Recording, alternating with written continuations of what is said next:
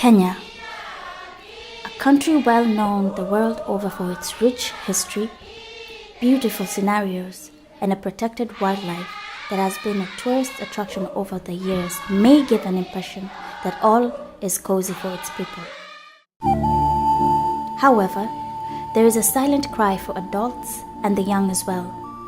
The plight of the girl child in most regions across the country is a subject that has proven to be elusive over the decades.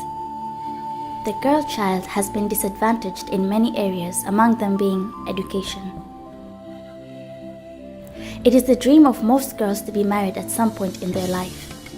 Not only that, but being successful in different fields such as law, medicine, arts, business, and many other areas is something that many girls wish to achieve.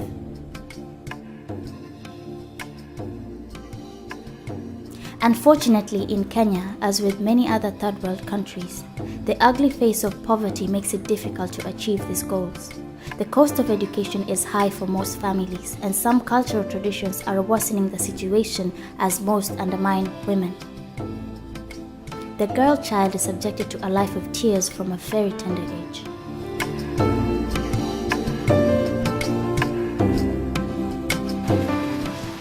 As you have all said, so that we can learn from each other how to overcome the challenges that are facing us as young girls who have just probably finished class 8 or who are actually going to class 8 next year, and to see how to help each other, to share our experiences.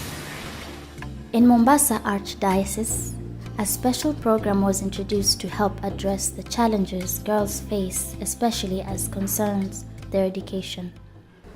I'm Sister Juliet Odero, and I work at the Catholic Archdiocese of Mombasa in the Development Office as a project coordinator.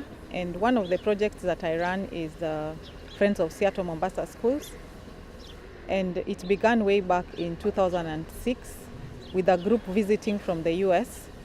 And they saw the need in Mombasa and figured they could partner with Mombasa and see how to meet some of those needs. And that is how this program came into being.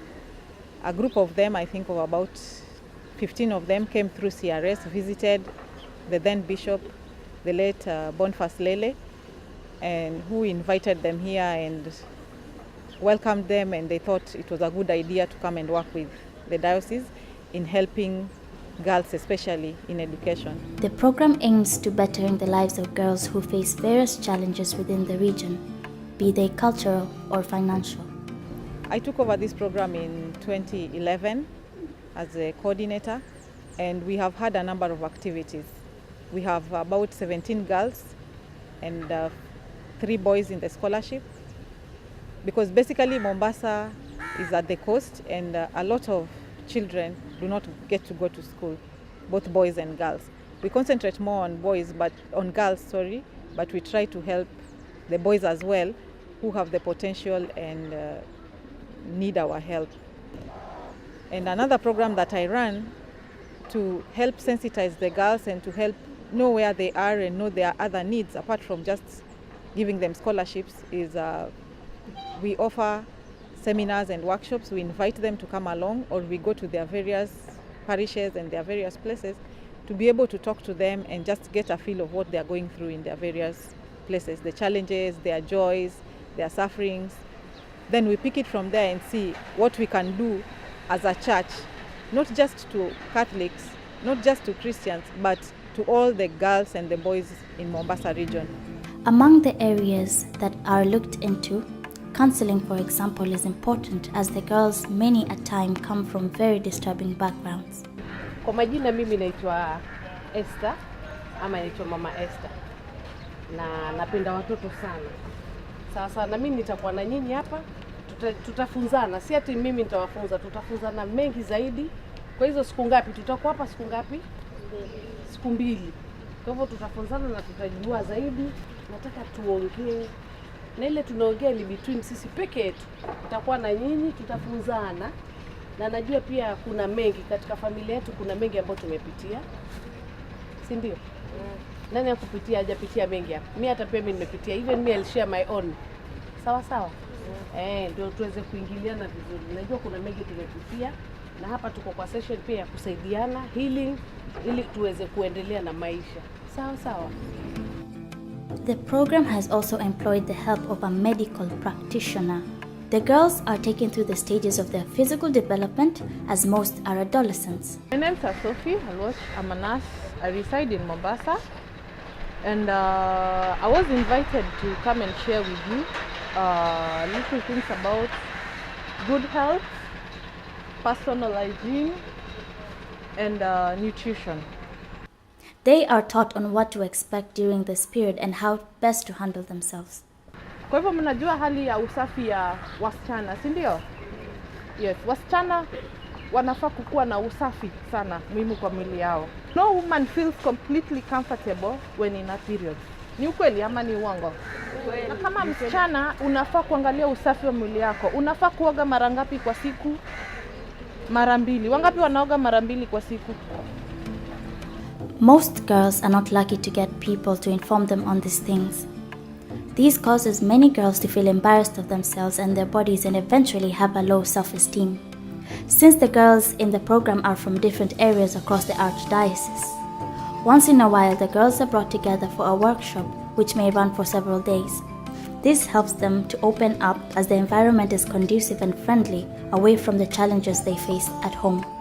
So when we bring them out of the environment where they are into some place like here, they're able to share, they are open, and they also get to know each other and get to be themselves. And from there we pick up their challenges and their joys and we see how we can help them. The girls enrolled in the program may face many challenges, among them being abuse, both physical and sexual, early marriages, and financial difficulties. Kwekwe, for example, is a girl who never saw her biological parents. She has lived with her uncle and aunt, who later almost disowned her after she got an unexpected pregnancy. Her education was almost stopped due to the situation. Sijui kama ungeweza kueleza huo wakati mgumu ulipitia. Unaweza tu kunieleza nione vile tunaweza kusaidiana pengine baada ya hapa. Na nijue pia pale ulitoka. Hiyo story ya kusuicide nini hiyo ilitoka, nimekaa na huyo anko ambaye sasa yani anajulikana yeye kama babangu. Na vile bibi yake ndo anajulikana kama mama yangu. Wengi sana wanafahamu yeye. Tumekaa kwenye miaka 5 toka 09 mpaka mwaka jana. Ndo tatizo lilipoingia pale kuhusu huyu mtoto niliyempata pasipo kujua na pasipo kutaka kwangu. Sasa mama yako ndio huyo hapatikani, hata akimpigia yeye hawezi kumrudishia simu yake. Nikamwambia wewe achana na yeye. Hizo story zake mimi na yeye simfuatilie tena na wala simfikirii. Hiyo ishanitoka. After being enrolled in the program, what seemed lost was brought back and she got new hope.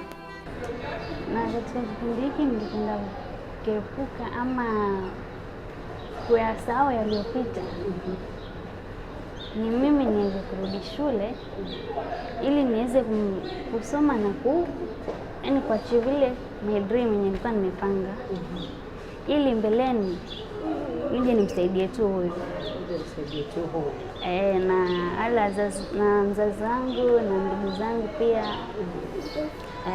Early pregnancies among girls in the coast region is rapidly crippling education, especially in the rural areas.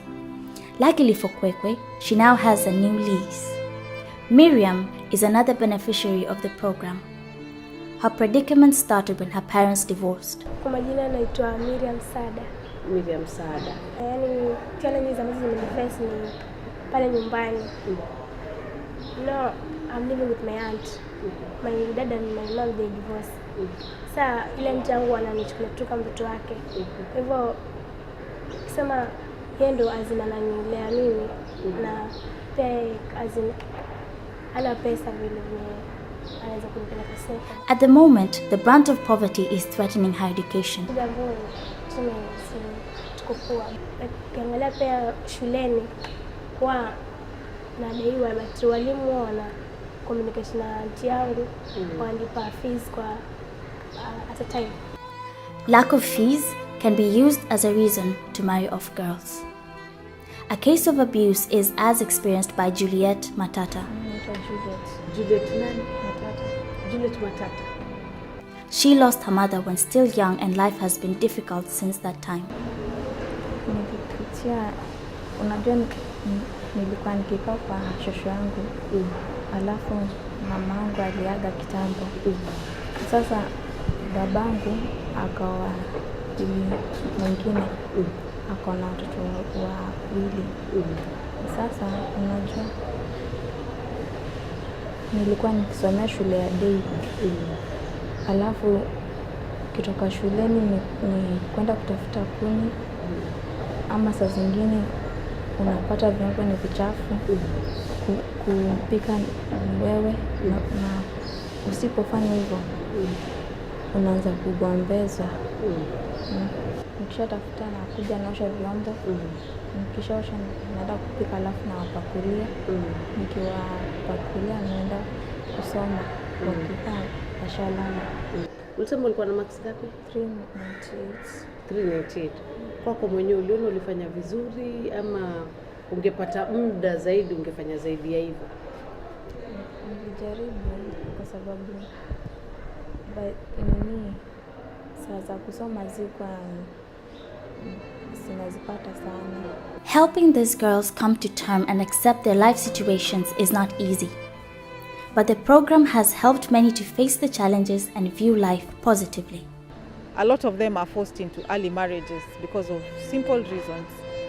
Their families want them to get out of the way for them so that they are able to have less burden to take care of the rest. They assume that wherever they are going, the person marrying them will pay some little dowry and they'll be able to get some money and be able to pay the school fees for their sons and take care of them. Another issue that really affects these girls is lack of sanitary towels. It looks very simple, but in reality it's one of the major issues. As probably you will hear or you've heard from the girls that when they are having their menstrual cycle, they do not go to school because they have to stay at home. They are made to feel like they are not part of the society in the sense that they are dirty and they need to be kept out of the others who are clean. So they stay at home until they finish their cycle is when they get back to school. A lot of times we have brought in counselors who kind of move it from the level here and proceed to probably to talk to their families, to talk to the people concerned in their villages so that they do not allow them to get married when they are so young. And we try and block all the avenues that may or will prompt the family to marry off the girl. The training that the girls receive when they congregate or when there is an outreach to their villages requires funding. The benefactors like those from Seattle have really boosted the project and their efforts have bore fruit and many girls' lives have been changed. And with the help of Seattle, we've managed to save a few girls and we are still trying to do our best to see what more we can do. We move it to the next level, we talk to their parents if they want to get to school. We help them realize the importance of education, the importance of letting that girl go to school. Marriage will come after, but they need to go to school for them to be able to have a good life, get out of the poverty, and be able to help the whole village as it is. To educate a girl is to educate a community. The likes of Kwekwe, Miriam, and Juliet, with a good education, they have the potential of transforming the society. Well-educated families will act as a good background to better the lives of girls and women. Career dreams of many girls will be realized. We shall thus have a new Kenya to boast about, a new Africa, and a world that gives equal opportunities to all, regardless of gender.